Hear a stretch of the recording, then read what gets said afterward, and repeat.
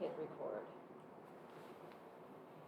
So somebody commented on my YouTube channel from the other day when I said, "Can everyone see me?" They wrote, "We can't see you."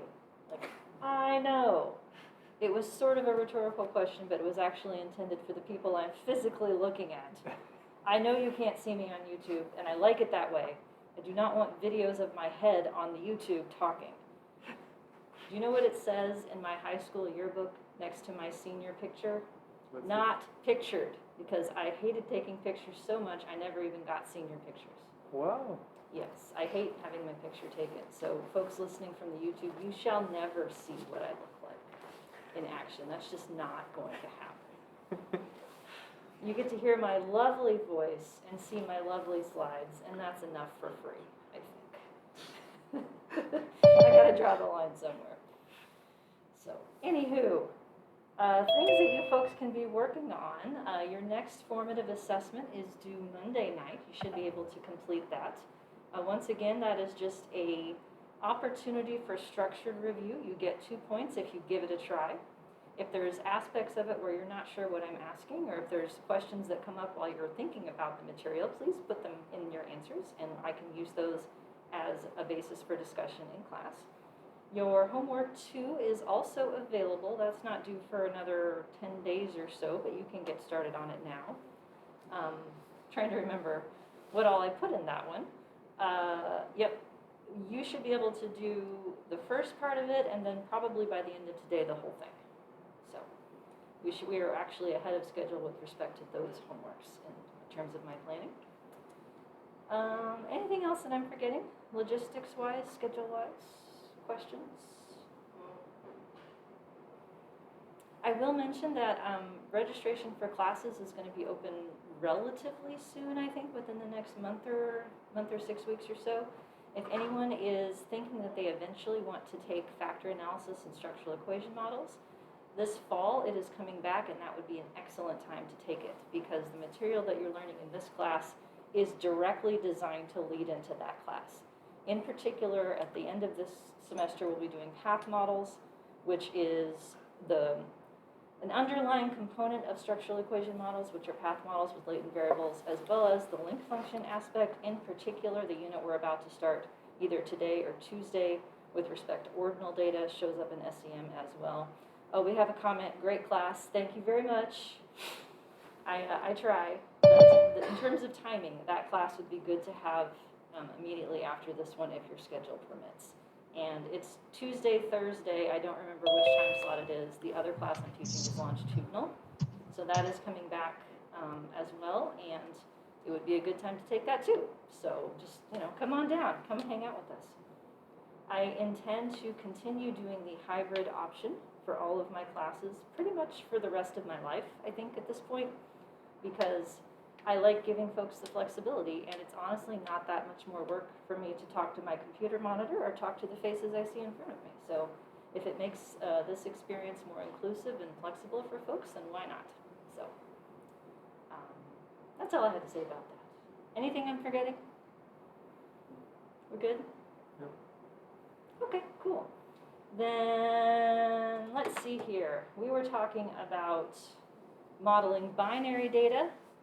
Do a quick little review here. What's a logit? A link function. A logit is a link function. Why is a logit? What's it for? For binary data. It's for binary data. Yeah, that's true. It's also going to be for binomial data. What purpose does a logit serve?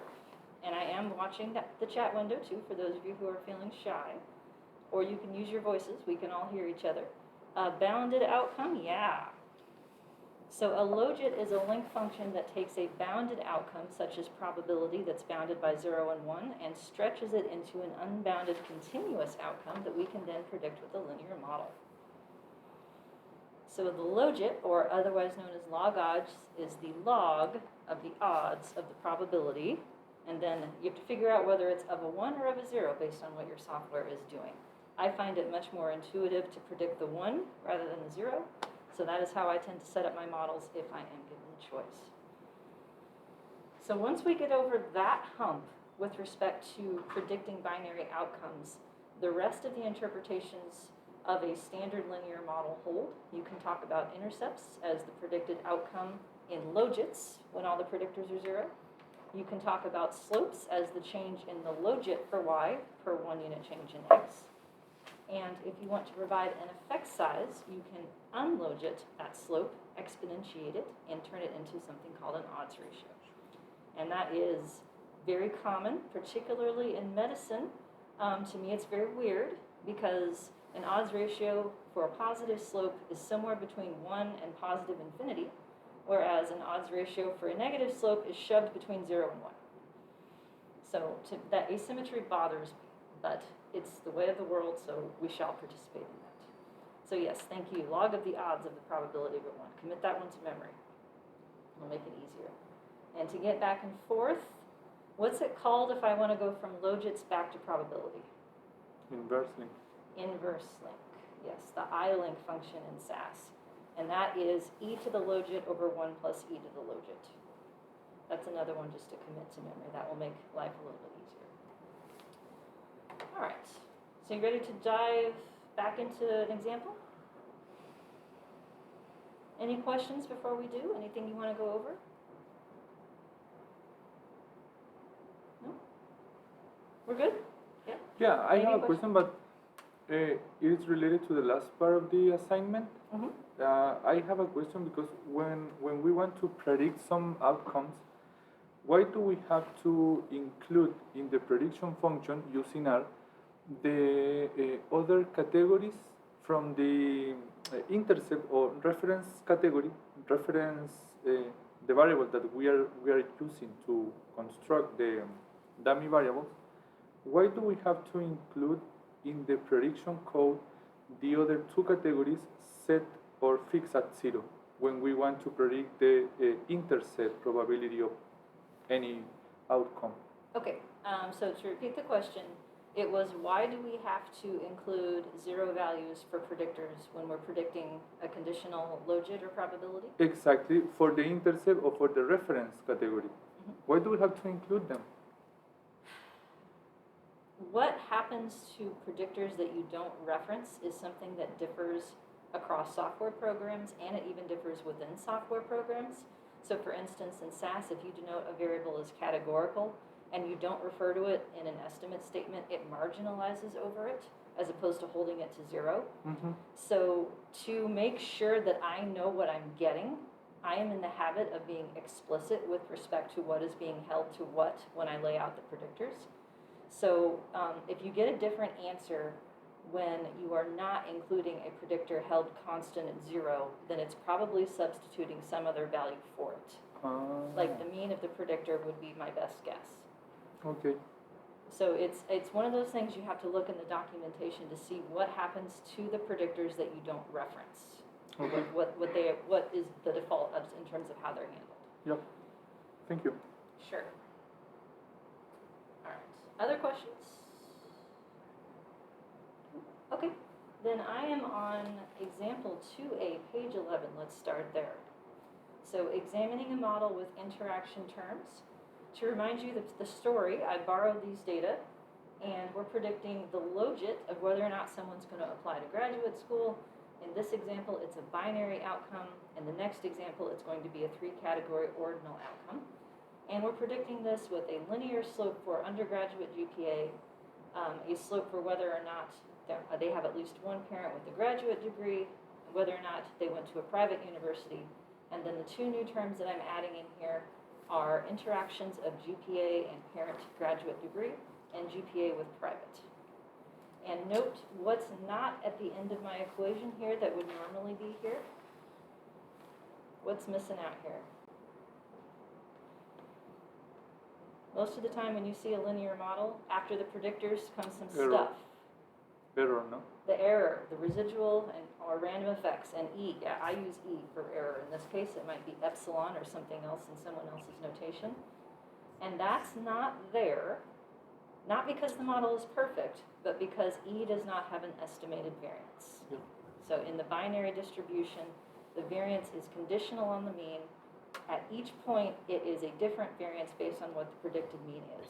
So it's the maximum variance when you predict a probability of 50-50, and it shrinks as you move away from that point. And to remind folks as to how the model tells you what the model implied slope is for any predictor that's involved in an interaction, I have one here that we're going to estimate within the following example. So to get to what the model says the slope for GPA is, do you remember the rules for how to do this? Should we go over it? Maybe go over it a little bit? Okay. So how do I know what the model says the GPA slope should be when I have interactions with GPA? Step one, find everything that has GPA in it. And every term that has GPA goes with you, but no more. So this is one thing that I troubleshot. I don't know. I helped. That's what I did. I helped some questions over email with respect to this. So for instance, if I want to say, what is the GPA slope for somebody whose parents have a graduate degree, it's tempting to take this beta 2 main effective graduate degree and involve it in the equation for the slope, because it's like, well, it's for a person with a graduate degree, right? No. The main effective graduate degree has nothing to do with the GPA slope, so it does not belong in the equation for predicting the slope. The only things that belong in this equation have to have GPA in them. So we bring down beta 1, which is the main effective GPA when these predictors are held to 0. We bring down beta 4 and beta 5. And then step 2, we factor out the predictor that we want the slope for. And what's left is the linear combination. So in this model, the model implied slope is beta 1 plus whatever we want to say for the moderator with respect to parent degree, and then whatever we want to say for the moderator with respect to public versus private university. So that works exactly the same, regardless of whether you're predicting regular y or logit y, or in a couple weeks log y, or any other kind of link function. Okay, any questions on that point? So in the code that follows, then I have SAS first as usual. I try to put them in the same order so you know what to expect. You can define interaction terms on the fly in SAS Glimix or mixed or GLM with an asterisk. So I've added those two terms. I have also asked for this line right here, this contrast, is asking for a multivariate wald test of the interaction, of the two new interactions. So I had a couple questions about this on homework 1. If you want to test the joint effect of multiple slopes that together form an interaction, then you have to list all of those slopes on the line, but nothing else. In this case, what I'm essentially asking by lumping these together is whether or not I have significantly improved the model prediction by adding these two interaction terms. So this is analogous to what you would think of as a hierarchical regression, where you have a block of predictors in the first set, then you add another block of predictors in the second set, and you can look at the change in the R-square. This would give you the F-test for that R-square change. So the concept is exactly the same, even though we're in logits. And once again, I am asking for a chi-square instead of an F, so that we get the same output as the other two programs. This piece right here is saving predicted values to my data set from this model in logits and in probabilities. And I did that so that I wouldn't necessarily have to write out all of these estimate statements to get predicted values to throw into a picture. So if you are working with SAS, you can either add fake people to your data set and ask for these predictions in the data, or you can write out a separate estimate statement for every single fake person's outcome you want to predict. The former is much less code, and it's also much easier because then you don't have to specify every combination of values of the predictors here. And ILink at the end of these gives you the predicted probabilities that go with the logits. So it does that conversion for you and provides a standard error in a probability metric. I also asked for some simple slopes across the combinations of the moderators for parent degree and public versus private. Cough, cough, homework answer. this right here, EXP, can you guess what that's going to do? Odds ratios, yep. So we can ask the estimate to unlogit our slope into an odds ratio. We cannot unlogit it all the way back down to probability though, because that doesn't make any sense. So these three terms then correspond to these three terms right here. At a minimum, I need a 1 for beta 1 because all model implied slopes start with what the slope is as a main effect. And then the values that go in after these interaction terms are the values of the moderators. So for instance, this one being 0 means I'm setting it to no degree. This one being 0 means I'm setting it to public school. And then I have every combination of yes or no via zeros and ones. Yes, just to be sure, Lisa. Yes. When you say odds ratios, you mean the ratio of the odds? I mean the traditional odds ratio that is a ratio of ratios. Yeah, so in this context, odds ratios, it is the probability of a 1 divided by 1 minus that probability. No, that's an odds. Yes. The numerator is an odds and the denominator is an odds also. Ah, okay. It is, so we have a question as to what is the odds ratio again? Let me find where I defined it. It's on slide 20. So this is what it looks like for, oops, too far, a binary predictor. An odds ratio is the probability of a 1 if they had a 1 over the probability of a 0 if they had a 1. And then the denominator is the probability of a 1 if they had a 0, or probability, hey, stop that, if they had a 0 if they had a 0. And so the analog to this, if you have a continuous predictor, is a 1 unit change. So what is the probability if they had like the reference value and then 1 unit more? And so in the odds ratio command in SAS, let me find this again in a second, I had to set it to what level of the covariate I want the baseline odds for. And so it's going to give me the odds of moving from GPA 3 to 4, like what a 1 unit change is for that variable. And then for the others, I essentially had to hold that constant because it's within interaction terms. But what it ends up doing is not what I thought it would do. So that's actually a confusing aspect of what SAS does behind the scenes, I think. Okay. But for your intents and purposes, the logit that you get for these simple slopes, it's e to the logit. That's what this gives you, the odds ratio, e to the logit. Yep. And in your homework, I have a question in there that is analogous to this, but not written the same way. So the homework story that I'm working with this week is predicting the logit of getting a job after graduate school. Something near and dear to all of your hearts, and quite literally for some of you who are applying for jobs right now. And one of the predictors that I have is the number of conference presentations and the number of journal publications. And I have a question as to which is more important. So I'm asking for you to compare the sizes of the two slopes, and you can do that with the same sort of logic, where you would give one of the slopes a -1 and the other slope a 1. And in order to get the odds ratio for the difference of the slopes, you would have to compute the difference of the slopes and logits and then exponentiate that. So whenever you're doing anything related to significance testing, figure it out in logits first and then move to odds. If you try to take the difference of the odds ratios, it won't work. There's an order of operations issue here. So everything starts in logits first, and then you can exponentiate the result that you get back. Okay, so any questions on the SAS setup? Let me remind myself if I did all the outputs. I did do all the outputs, okay. So then we don't just have to go through this one. So let's look at what SAS told us happened. So here's my -2 log likelihood for the model.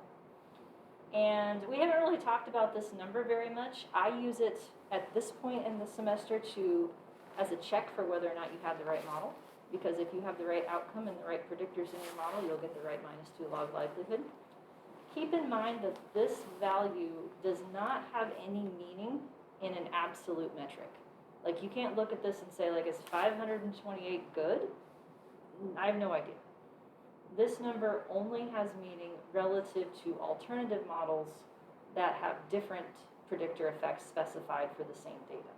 So that would be the context in which you would see -2 log likelihood used in something, is to do model comparisons. And so the difference in -2 log likelihood is relevant for testing improvement to the model. The amount of it per se means absolutely nothing. It's in the scale of the outcome. So we have a multivariate wald test here, lumping our two interaction terms together. Doesn't look like we need them. So chi-square and F both agree that the combination does not help my model. Not surprising, because these are simulated data that were clearly simulated without that interaction term. Here are my coefficients. So I think I have, close this again, there we go. Each simple effect. So what does that number mean? Let's go through this. Practice with Logit Interpretations. Someone want to tell me what that number means? -0.66?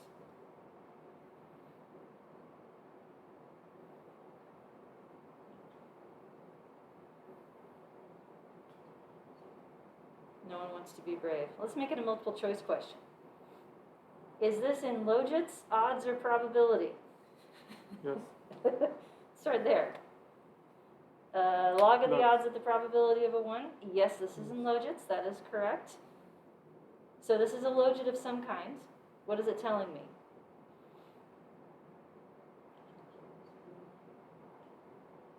The log of the odds of the probability of a 1 is -0.664.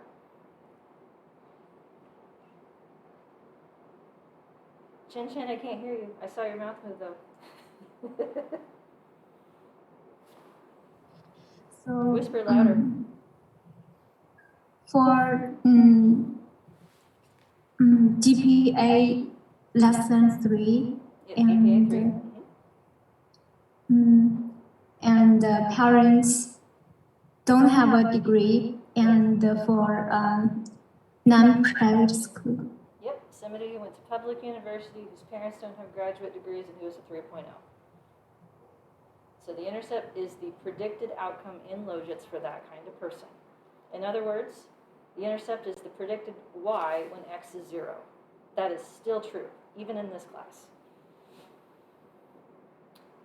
My slope of GPA, still in Logits, so this entire table is in Logits. So for every unit higher GPA on a 4-point scale, the Logit of applying to graduate school is higher by 1.25. Is that the end of my sentence, or do I need to keep talking? Yes. You must include when the other predictors equal 0.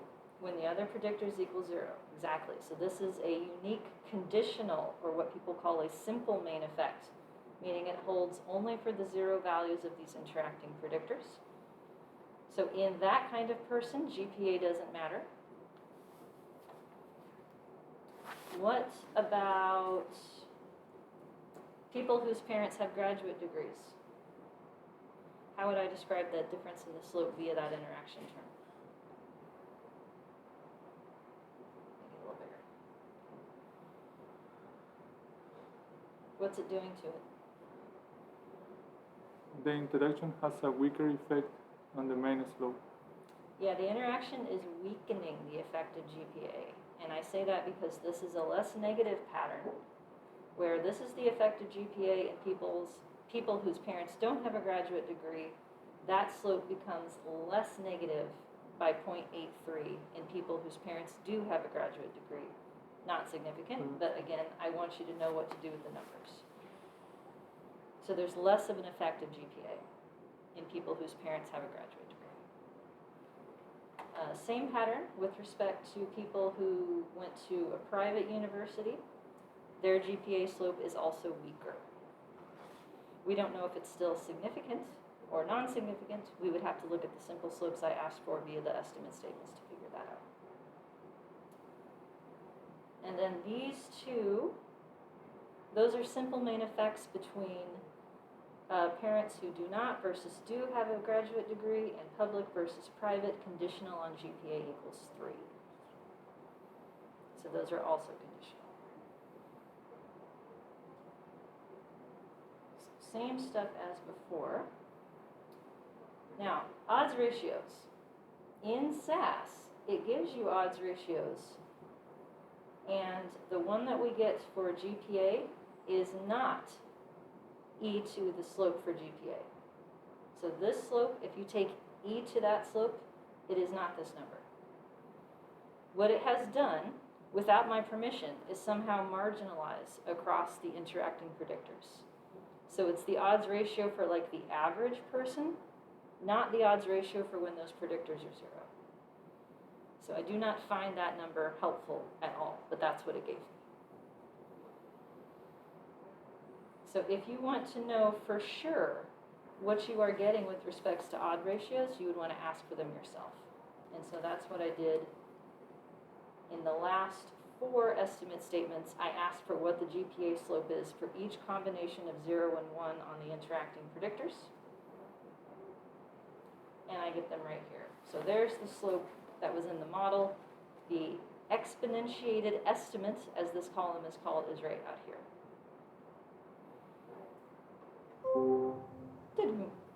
Now look at this. This time, SAS did you a solid. Why is it saying not est and a dot for those columns?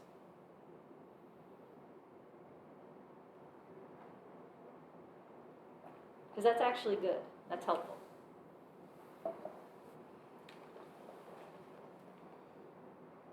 Any guesses as to why my GPA slope does not have values in the columns labeled mean and standard error of the mean?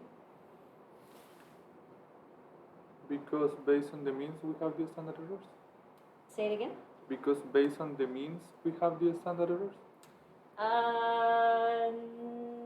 That's why the standard error column isn't there, yes. But why, what is this column for?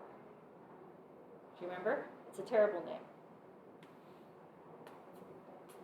It's the inverse link result. So in this model, it's probability. So the reason that I'm getting not est here is because SAS recognizes that these are slopes I'm asking for, and you cannot convert a slope to probability. So it won't do it.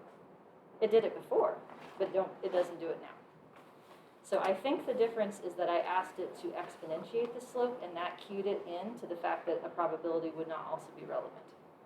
So it left out the odds for all of my predicted logits and probabilities. It added the odds ratios for the slopes, but then it left out the probabilities. So that one actually helped.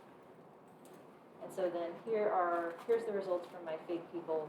I get the exact same results as from the estimate statements with less work. And here's the picture I made. So I included in your download packet how I made this picture in Excel.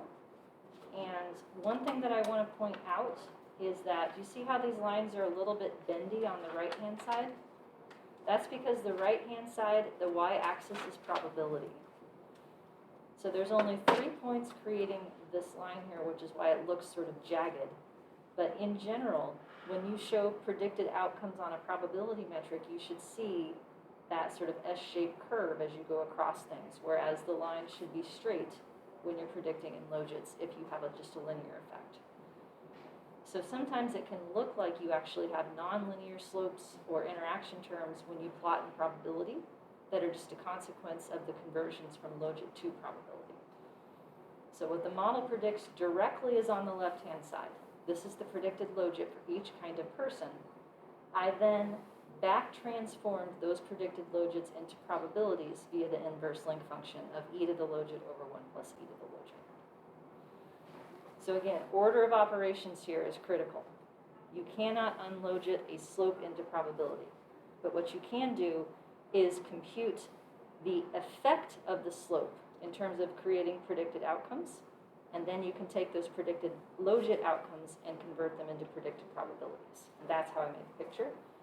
And that's how using basically this column right here, the mean columns, predicted probabilities out size. Okay. Questions so far? Ready to see stata? Why not, right? So stata code, much simpler. Stata wins for less typing. It really does. We have logits apply to as the outcome, followed by all of the predictors. And in stata, you can define interaction terms on the fly with this thing right here, which is either a hashtag if you're young or a pound sign if you're old. And the test statement is the analog to contrast. That's how you ask for stata to lump slopes together. So by lumping the two new interaction terms together, oops, this is not going to, that should be an equal 0 there. That probably would have generated an error. By lumping these two together, I'm testing whether or not the model improved significantly as a function of adding these two interaction terms relative to the previous model without them. Margins then, predict XB is the option that you add if you want predicted logits. If you don't write that, the default is to create predicted outcomes in probabilities. And again, the range of values here, the first number is the minimum, the middle number is the increment, and the last number is the maximum. So going from -1 in increments of 1 to 1. And then lincoms are the linear combinations, the analog to the estimate statements in SAS. And I'm asking for the predicted GPA slope for each of 4 different kinds of people via the interaction terms. Question? So I forgot, the ×1 is identity, right? And then ×0, does that mean don't hold this constant? You don't technically need the ×1, Okay. but I put that there because when you write the same thing in SAS, you have to have a 1 here. Okay. And so that I'm just basically doing it the same way. And also in R, you have to have a 1.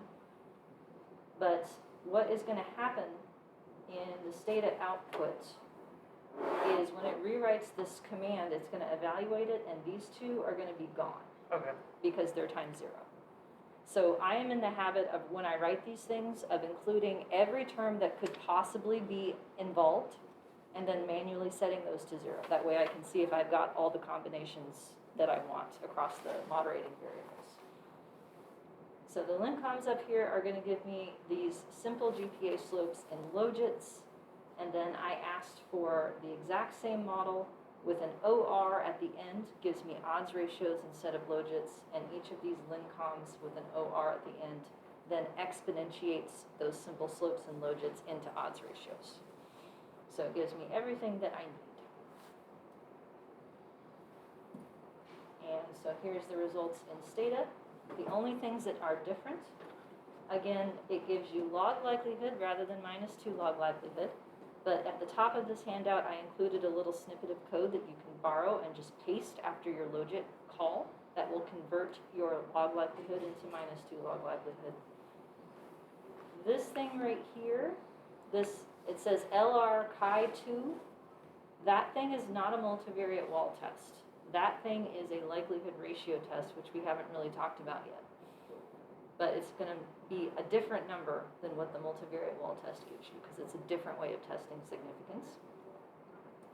And the other thing is that the intercept is always last in stata, and it's labeled as the constant. So the table of the estimates is going to be slightly out of order relative to what the other programs provides. The multivariate wall test that I asked for via the test statement, add that here too, equals 0, is right here. So that's the 1.7 that SAS also provided me. And then here's my predicted logits, and here's my predicted probabilities. And then all of the predicted slopes, and then the same thing in odds, and then the same things in simple slopes with odds ratios.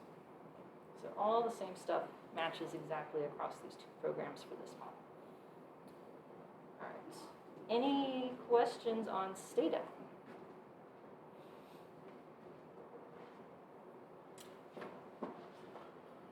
Or otherwise? Okay. R, are you all waiting anxiously for R? Is that what's happening? Maybe literally anxiously in some cases. I I have a quick question. Sure. Going back to stated the Okay, back linear to stated. combinations. Yes. So I got myself into a little bit of trouble on the homework because I, for the interaction terms, they were non-significant from the p-values. Mhm. But I used LinCom to test for mean differences between interaction terms. So I did LinCom maybe it was the simple slope because I included the main effects plus, or I don't know. I'll have to show you the code. But anyway, the p-value for that was 0, even though they were insignificant on their own. So when you do LinCom, what is the hypothesis that it's operating on? LinComs are testing against a null hypothesis of 0 unless you somehow overwrite it. Okay. I'm not sure. I'd have to look at the state documentation as to whether or how that would be done. Okay. There's a couple different ways to invoke these sorts of things, and LinCom is only one of them. Okay. You'd have to show me what the code you wrote, and I can help you figure out where it was different than what you had intended, potentially. Yeah, I think I should just, was like crucial information from the first step that probably I would have noticed.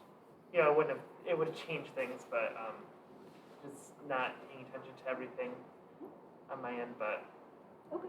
makes sense though, Yeah, what you're well, saying. it takes practice. These take a lot of practice. By the way, in life, you're not going to have green boxes to fill in when you do analyses like with real data. You won't know if your simple slopes are correct. One way that you can know, though, and this is honestly what I do when I'm not sure of my own math, when I get into models where I'm like, is this right? You can recenter your predictors at different places. So for instance, if I wanted to double check this last LinCom about whether the GPA slope for the 2-1 groups of the moderators was correct, I could change the coding of the predictors to make them the reference.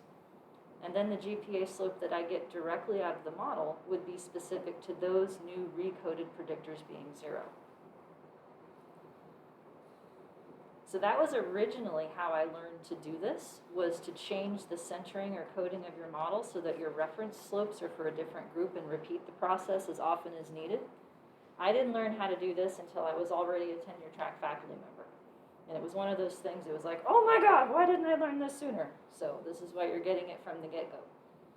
But that is still how I check to make sure that my math is right, is recenter your predictors at a new place and see if the LinComs that you created from the previous model match what the new model directly given slopes are.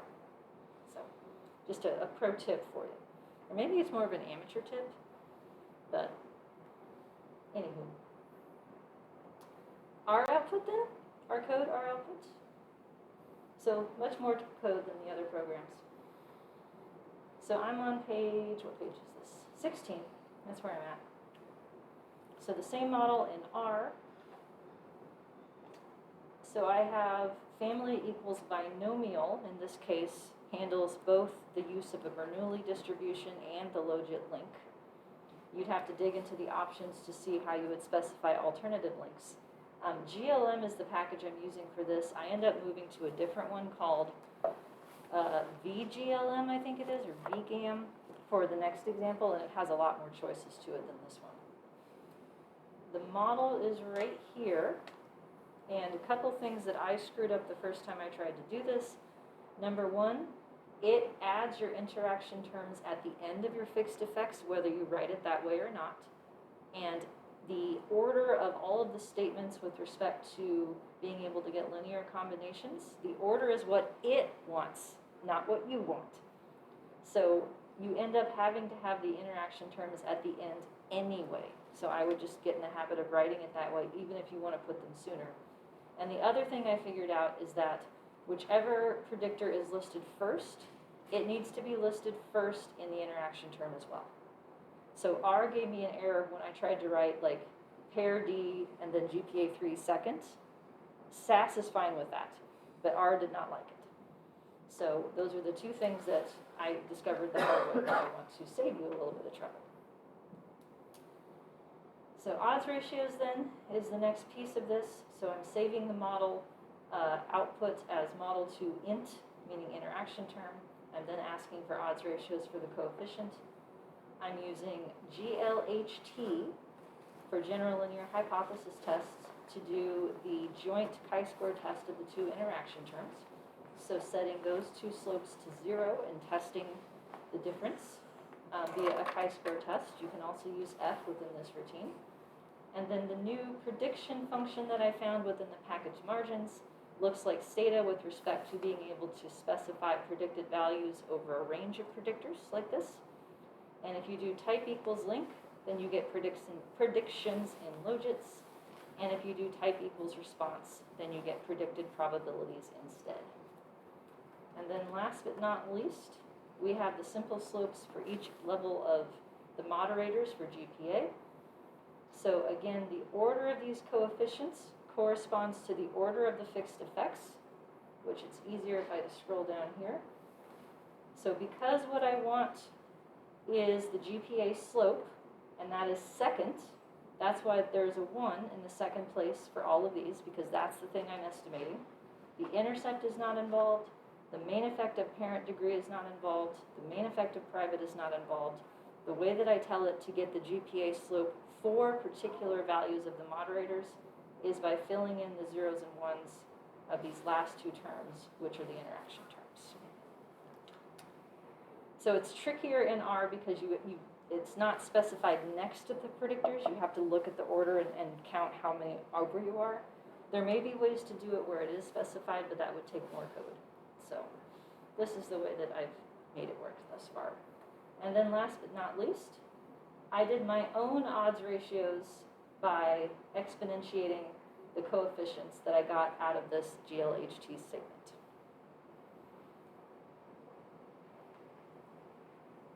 And then we get everything that looks pretty much like it did out of the other packages. One caveat with respect to the odds ratios confidence intervals, that's done via some kind of resampling approach that is different than what SAS and Stata got, so the confidence intervals don't match. The odds ratios do match, though, so you should be okay with those. And in this case, the multivariate wall test of the change in the model after adding the two interaction terms does match. And then this is the result that I get from using the prediction function to compute predicted values over the range of my predictors, and then the predicted probabilities as well. And then finally, simple slopes and odds ratios. And last but not least, words. So in all of my handouts, I have a write-up at the end that describes how I would talk about these analyses if I were writing a results section. In a lot of these results sections, I use more words than I might in a real paper, but the more words are to make sure that I describe what has happened as thoroughly as possible. So when I talk about coefficients, I describe what happens in terms of logits, and then I also give the logit standard error and the odds ratio in parentheses. So I don't give p-values, but if you have the estimate and the standard error, then you can figure out what the p-value should have been for those two things, treating it as a z in this case. And then the odds ratios go in along with every coefficient. If I had a lot of different models to report, I might put this in a table instead, but this way you can see how the words follow the interpretations. And then here's the picture that I would throw in. Ta-da! So once we get over the logit to probability hump, the rest of it is fairly not so bad. I would say fairly standard, but fairly not so bad, I think, is more accurate. Okay. Questions on any of that? Could you please interpret the odds ratios from that table? This GPAs? Yes, please. Can you interpret them? I can try. What would you say about those numbers? I would say that in students whose parents don't have a graduate degree and who went to a public university, the odds of them applying to graduate school are 3.5 times higher for every unit GPA. Does that sound close? Can I get a confirm or deny from anybody who knows odds better than me? It would be something close to that. Okay. The timesing part of it always trips me up because I have a hard time picturing multiplication from a linear model like this. But it's relative to a 1 unit change in GPA. So like the numerator versus the denominator of the odds ratio is like the change in the log, or no, change in the odds for one type of person relative to another type of person. So I think that what I said is fairly close. Okay. Hopefully the readings that I gave you will do a better job than what I could do off the top of my head. Thank you. Sure. One thing I will mention is that the p-values that would go with these odds ratios, those come from the p-values that go with the logits. So none of these odds ratios is actually significant based on these p-values for those simple slopes. The closest is actually this one, which is not even the highest numerically. So again, it's a weird metric. But anything related to a significance test needs to be through logits. All right, other questions? Then switching gears for a second, I've got a few more slides that we haven't talked about in here with respect to significance testing. I want to do those, and then maybe we can move on to ordinal outcomes and stuff like that. So I'm on, let's do page 18. So this is slide 18 of lecture 2 then, picking this back up. So this is just a reminder of the combination of what you get in terms of your test statistic based on what kind of test you're trying to do. So if you are trying to test one slope at a time, such as a fixed slope that goes out of your linear model results, you will treat that as a t if you're using some kind of denominator degrees of freedom, and a z otherwise. If you're testing one slope, you can take that t and square it, and it's an f, or you can take the z and square it, and it's a chi-square. So sometimes when you ask for follow-up tests of slopes, you may get an f, or you may get a t, or you may get a chi-square, or you may get a z. But if it's a 1 degree of freedom test, you can square it and get to the same place. The p-values should match. Where they aren't going to match is if you're going from the no row of this table, meaning don't use denominator degrees of freedom, to the yes row. If you have a large enough sample, they converge onto the same answer, but in smaller samples, you get different answers, and the answers are probably better if you're using t or f rather than z or chi-square. The other way that you will see predictors tested for significance as a set, rather than doing these multivariate chi-square or f tests, is through log likelihood comparisons. So we talked about log likelihood like the first class. Do you remember that vaguely? Height, that's what it is. The log likelihood is the height of each person's outcome given the model parameters. You take the log of that, then you can add across people because people are supposed to be independent.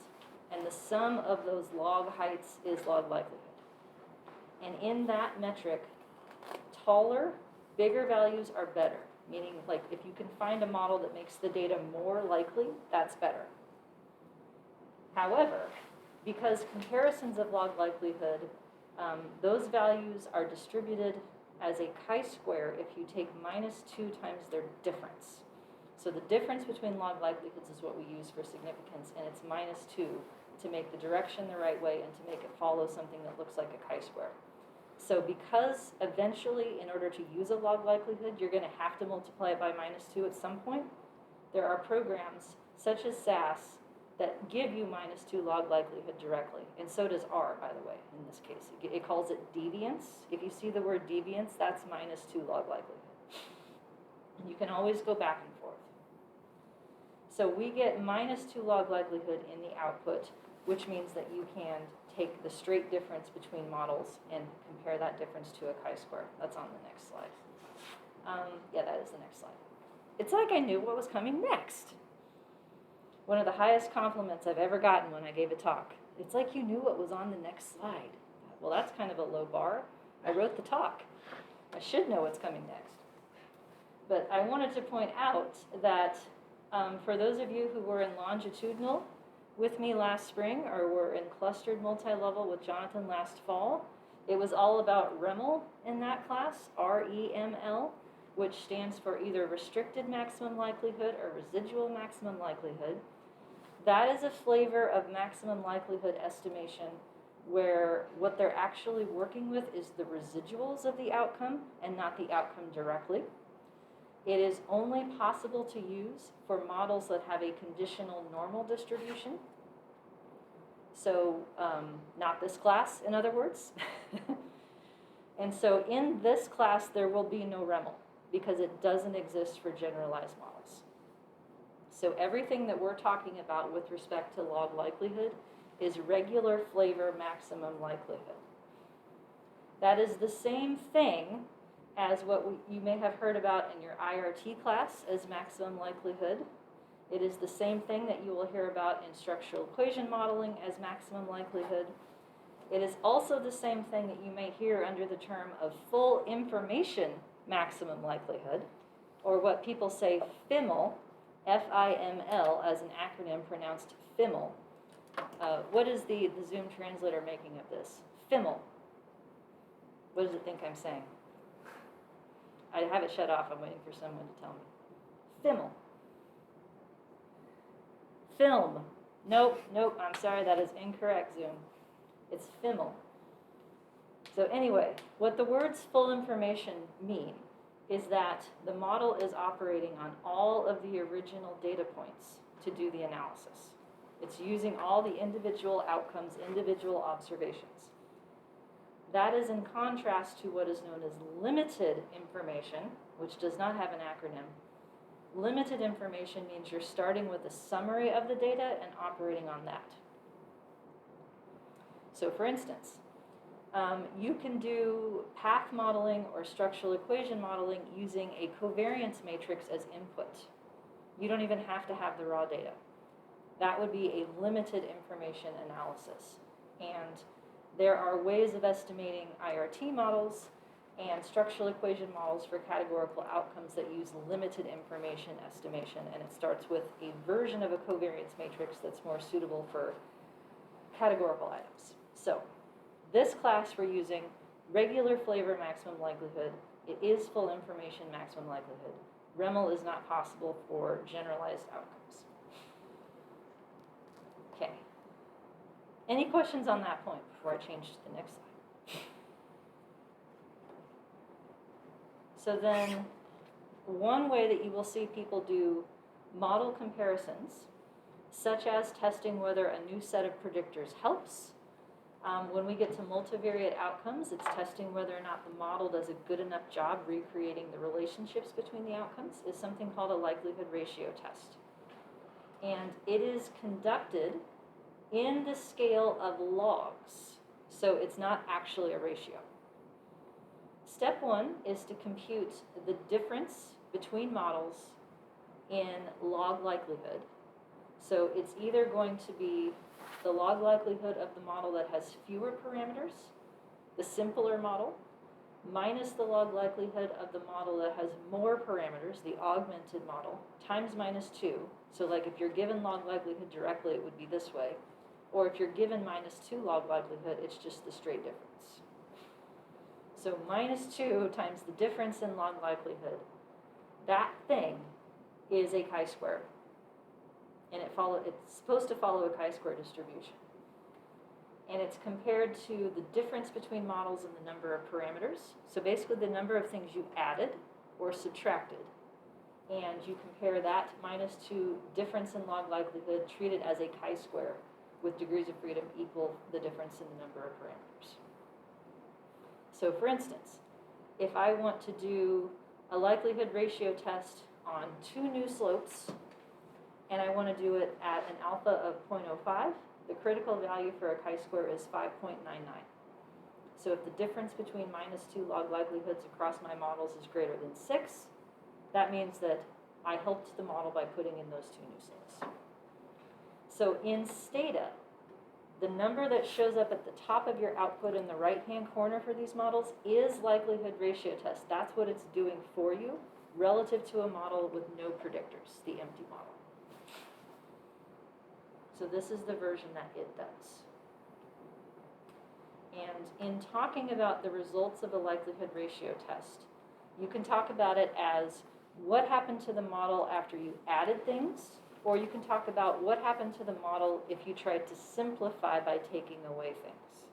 And the way that you talk about it then colors the way that you would interpret the significance test. So if I try to make my model better by adding 2 new slopes, so maybe 2 new interaction terms, or an interaction between a quantitative predictor and a 3-group variable, which takes 2 slopes to make it work, and the difference in -2 log likelihood was not greater than 6. So it didn't make the model better. That's how I would talk about it. I'd say the model fit not better, or it was not a significant improvement. So a significant result, if you're adding things, means you helped. A non-significant result means you did not help. The other way around is sometimes relevant. It becomes relevant in structural equation modeling and factor analysis, in which the model you're starting with is the best possible model, and you're seeing if you can get away with something simpler. So in that context, a significant result, if you're comparing the best model to an alternative that's simpler, a significant result means you made it worse. A non-significant result means you made it not worse. So for those of you who've been through SEM, you'll recognize this concept as the model chi-square, for whether or not your factor structure actually fits. That's an example of a worse, not worse distinction. And then regardless of whether you get log likelihood or -2 log likelihood, this is funny to me. All software gives AIC and BIC in -2 log likelihood flavor. All of it. Even Stata, even N+. So these are additional criteria that you can look at to judge improvement in models from adding predictors in this context. And there's a correction involved for how much more complex you've made the model by adding parameters. So 2 times the number of parameters is AIC when added to -2 log likelihood. A natural log of the sample size times number of parameters in BIC. And when you're looking at these values, smaller is just better. There's no significance. There's no significantly better or not significantly better. It's just smaller is better. And there's like 8,000 of these, by the way, because it was like someone's dissertation to add like a small sample correction or to correct for this. And so then there's like AIC, AICC, AICB, like all these, like there's a million of them. So these are just the 2 that are the most, I'd say, ubiquitous. They're not necessarily the best, but they're the ones that you'll see most common, and they're easiest to compute. And I note that with respect to link functions, so if you're not sure whether you should use a logit or like a log, for instance, something like that, you can do AIC and BIC to help you weigh in on which fits relatively better. So we will make use of likelihood ratio tests for a couple different things that's coming up. It's a general way to compare 2 models. It can be used to compare models with different predictors because it's regular flavor maximum likelihood. You can't do that in REML. And you can compare changes to the model with respect to the variance structure this way. So like whether or not you need additional random intercepts and slopes in my other classes. So it's used in a lot of different places. Question? Is the nested models approach, is that the same as running an ANOVA? Or running ANOVA on the models? If you're talking about the R command, yes. Okay. I believe ANOVA in R does likelihood ratio tests in some cases. Okay. There's also another one that I found, which is RANOVA. R-ANOVA does the same sort of thing. Yes. So we will see this here and there, but I wanted to introduce it now because it does start to show up on your output in a few places. We did odds ratios, talked about why they're weird, don't like them. We did this. So the big thing, do not take a slope and make it a probability. That's the only way to screw this up. Do not take a slope and make it a probability. You can take a slope, use it to create predicted outcomes in logits, and you can take those predicted outcomes and turn them into probabilities. So there's an indirect route to get down to probability, but it happens through y, not x. Effect sizes. So R square is gone. We talked about that earlier on.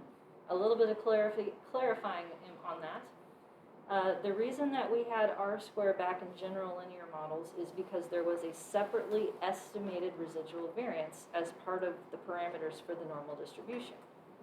So the underlying formula for computing log likelihood is the normal distribution, which has a mean and a variance. So we always have this separate variance, and it's assumed constant. And so we can work with sums of squares and figure out like sums of squares model over sums of squares total, and that's R square, and we can do mean square versions, and that's adjusted R square, and whatever, and that all works because we have this number that's variance. In these models, we don't. So in Logit space, the residual variance on the Logit model scale is pi squared over 3. It's 3.29, and it stays that way. So in the empty model, it's 3.29. If you add 10 predictors, it's still 3.29. It doesn't change. If you're in probits, do you remember what the analogous variance estimate is for probits? Anyone? 1.17? 1.7 is the corrected between the two. It's Okay. 1. Yeah, in probits, the underlying variance in the probit metric is 1. Probit is ogive, by the way, for you IRT folks. So there is no residual variance. That hasn't stopped people from trying to figure out a way to do R square. And there's a whole list of them at this website. This is one of the places that I trust for information on the web. UCLA has a tremendous amount of resources for fitting models and doing analyses of all different kinds across all different stats packages. So I tend to start there when I'm looking for things. And they have an FAQ about what are pseudo R squares. There's literally like a dozen of these, and what's scary is that they do not agree. Like you can end up with like an R square of 0.1 versus 0.5 based on how they're computed. So Stata gives you one in its output. I don't use it. I don't even know which kind it is because I don't care. Because if I'm going to get that different of an inference across different ways of computing something, that to me makes me very nervous and I'm not going to do it. So there really isn't an R square in the same way. The only one that I've seen that sort of makes sense is this one, which generalizes to models with random effects as well. And the way that this one works is to try to characterize how much variability has been introduced in y hat through the model. So like if you think about what this equation would look like in an empty model. So in an empty model, everybody gets the same y hat. If you don't know anything else about a person, your best guess for what their outcome is the mean, and everybody gets the mean. So in an empty model, the variance of y hat is nothing. It's a constant. Let's say that you add a 2-group predictor. Well, now some people get this y hat, and some people get the other y hat, right, based on the difference between the two. Let's say you add a 3-group predictor. Now you've got 3 possible means. Let's add a covariate that's quantitative. Okay, so now you've got a line to work with. So the more predictors you add, the more variability you create in what y hat could be. And so this approach works with, okay, how spread out is y hat now relative to what it used to be? And it tries to use that as the basis of an R square. So this, I think, makes a little more sense. It generalizes to models with random effects. And note the inclusion here of the leftover part of the variance as a constant. It's 3.29 in Logits or 1 in probits. So this is one that you may see more often than others. I think it's a reasonable thing to do. But still, it's still not R square. It's still pseudo R square. Yeah, so now we're at the end of that. Okay. Questions?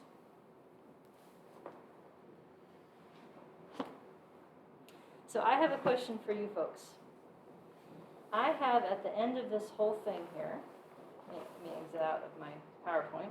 The next section is ordinal, nominal outcomes. We're going to do a whole thing on that. But I stuck at the end here some slides showing how these models are actually IRT models if you swap out observed predictors for latent predictors. And I was going to try and gauge the class's interest as to whether you wanted me to go through this with you or record a video separately from my basement that explains it. Yep. Either or, but it would be very helpful because this just makes more sense to me Okay. personally. Because I don't want to leave out folks who are like, yeah, I don't care, I'm not in IRT. But I also know there's a lot of overlap in folks who are taking these classes, and so I feel like it could be helpful to, like, for a lot of folks. So, do we have any preferences as to whether I do it live or do it in my basement? I prefer live, but that's me. One vote for live? No one's willing to vote. Live! Live if I count. Of course you count. Auditors count. Anyone who is showing up to listen to me talk counts. Especially if you don't have to be here. Oh, the more votes for live. Okay. Well, it's 1:39, so this is not going to happen today. But I just wanted to tell you that this is here and try to figure out where it would make sense to do it. I think then this might be a place that we can start next week. So the translation between the two works if you think about the idea of x as theta. Then we can talk about how logistic regression is doing the same thing as IRT if you swap out what type of predictor you have. But the notation changes quite a bit as you move from a regression framework into a factor analysis framework. So linear regression is to standard confirmatory factor analysis, as logistic regression, what we just finished, is to what's known as item response theory models or item factor analysis models. So that's the conversion. And I have a picture. I'm very proud of this picture. So that will help even if the math doesn't help it. All right. So should we wrap it up then, like 5 whole minutes early? Is anyone going to yell at me if I end class 5 minutes early? We're okay with that? Yeah, question? Yeah, a quick one. Can you repeat, please, the characteristics of difference, if any, between Probit and Logit? Yep, Probit versus Logit. Let me find it. I got a picture on that one too. It's right here on slide 16. There you go. That's the difference in the link transformed y, so this is probits or logits, versus probability on the y-axis, after you take a coefficient from a probit model and multiply it by 1.7. Okay. So just as a reminder, what probits are is z-scores. The link function is the standard normal cumulative distribution. So a probit is the corresponding z-score that goes with your probability. That's the area to the left under the standard normal distribution. So like a z-score for a probability of 50-50 is 0. And then like as you move to the right, then that's probabilities greater than 1. So it's the cumulative distribution, but it's z-scores. That's what a probit is. Nice. And so they have less variance, but it's the same. Z-scores go on forever. They're symmetric. The middle point is 0, just like logits. So it's just a different scale Nice. to do the link function on. And probit is OJIVE. Yeah, thank you. Sure. Anything else? I have an individual question. Okay, an individual question, then I'll let folks go, and then I'll answer your individual question.